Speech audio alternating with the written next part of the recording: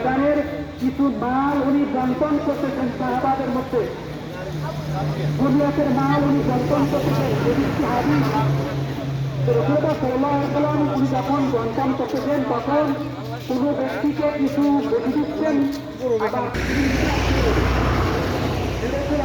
আপনি ইনসাফ করিয়ে আপনি ইনসাফ করুন। তো আল্লাহ নবী সাল্লাল্লাহু আলাইহি ওয়াসাল্লাম আল্লাহ রসুলকে ওই ব্যক্তি ইনসাফ শিখাচ্ছে। আল্লাহ রসুলকে ওই মজলিসের মধ্যে একটি ব্যক্তি দাঁড়িয়ে বলতেছেন, হে রসুল আপনি ইনসাফ করুন। তো রাসূলুল্লাহ সাল্লাল্লাহু আলাইহি ওয়াসাল্লাম উনি বলতেছেন যে আমি তো শিখাতে এসেছি, আমি ইনসাফ কি করবো। তো আপনি যে একজনকে চোখ দিচ্ছেন, একজনকে বেশি দিচ্ছেন, কেন এটা করছেন? আপনি এটাকে ইনসাফ করুন। আপনি ইজাজত দেন, আপনি আমাকে অনুমতি দেন, আমি ওই গুণাকে আমি গর্দানটা করিয়ে দিই। তখন আল্লাহ রাসূল সাল্লাল্লাহু আলাইহি ওয়াসাল্লাম বলছেন, খামোশ, তুমি ছেড়ে দাও, তুমি আজকে থেকে এদেরকে চিনে রাখো, এদের বড় বড় চিন্তা হবে, এদের নামাজ পড়তে পড়তে কপালে একটা চাকরির উপরে তাদের পায়জামা থাকবে। তুমি এদেরকে চিনে রাখো। এদের যুদ্ধের মাল বন্টন করতেছেন, উনি বন্টন শিখাচ্ছেন যে আপনি ইনসাফ করুন, আপনি এটাকে সমান মতো ভাগ করুন। তা আল্লাহ রাসূল সাল্লাল্লাহু আলাইহি ওয়াসাল্লাম ওই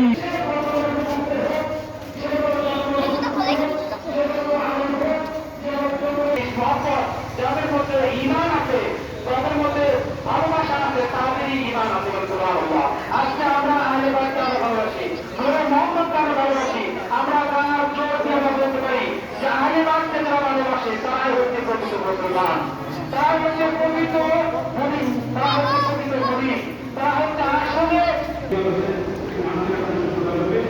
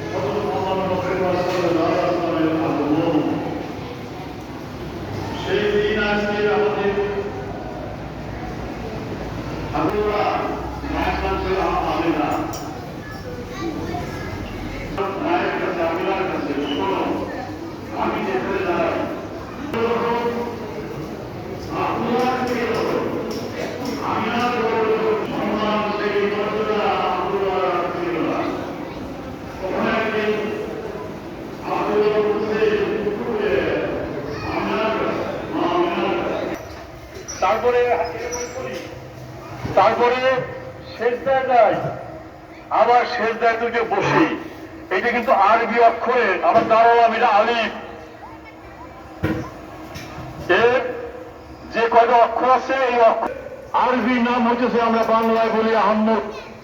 আহম্মদকে হযরত মুহাম্মদ সাল্লাল্লাহু আলাইহি ওয়াসাল্লাম ওনার নামই